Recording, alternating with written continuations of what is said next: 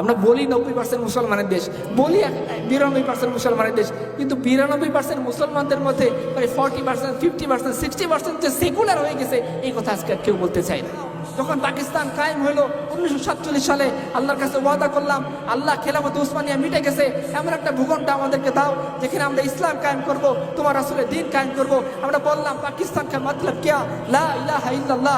যখন সেই পাকিস্তান আমাদেরকে দেয়া হলো, আমরা আল্লাহর সাথে গাদ্দারি করলাম, আর এই গাদ্দারির পরিণতি আমরা বছরের পর বছর ধরে ভোগ করতেছি।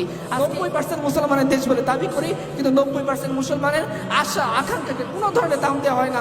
সামিয়া লুৎফাকে দাম দেওয়া হয়, ডক্টর সলিমুল্লাহ খানকে দাম দেওয়া হয়, ডক্টর ইউনুসকে দাম দেওয়া হয়, ডক্টর শামসুল আলী শক্তির কোনো দাম দেওয়া হয় না। বলেন ভাই, এই সমাজ দিয়ে আমরা আপনারা কি করবো?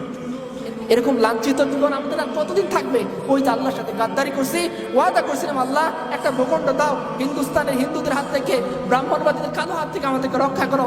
আল্লাহ সেই ওয়াদা পূরণ করেছেন, আমাদের ভূখণ্ড দিয়েছেন, ক্ষমতা দিয়েছেন, আমাদেরকে মিসাইল পাওয়ার দিয়েছিলেন, আমাদেরকে আহমদ শাহ আবদালি, ঘড়ি, বাবর মিসাইল দিয়েছিলেন। কিন্তু আবদালি মিসাইল, বাবর মিসাইল, ঘড়ি মিসাইল, হাতাফ 1, 2, 3, 4, 5 একটা আল্লাহ তার রাসূলের জন্য ব্যবহার করেনি। তার ফলশ্রুতিতে পাকিস্তান আজকে সবচেয়ে একটা ব্যর্থ রাষ্ট্র, আজকে বাংলাদেশ সবচেয়ে একটা ব্যর্থ রাষ্ট্র। এর কারণ কি? বাংলাদেশে মানব সম্পদের অভাব ছিল, লোকবলের অভাব ছিল, প্রাকৃতিক সম্পদের অভাব ছিল, কিছুরই অভাব ছিল না, একটারই অভাব ছিল বাংলাদেশ। পাকিস্তান যে ভূখণ্ড আল্লাহর সাথে ওয়াদা হয়েছিল, তুমি যদি আমাকে ভূখণ্ড দাও, লা ইলাহা ইল্লাল্লাহর উপরে এই ভূখণ্ডের আইন, এই বিধান, এই সংবিধান কায়েম করব, সেই যে ওয়াদা এর সাথে গাদ্দারি করছে, এই সেই ওয়াদা মনে রাখবেন। আল্লাহ খাতাকার গুনাহগারকে মাফ করে দেন, আল্লাহ কোনো গাদ্দারকে মাফ করেন না। আল্লাহ সুবহানাহু ওয়া তাআলা দুনিয়াতে তাকে বেইজ্জতি করবেন, আল্লাহ সুবহানাহু ওয়া তাআলা আখিরাতে তাকে বেইজ্জতি করবেন।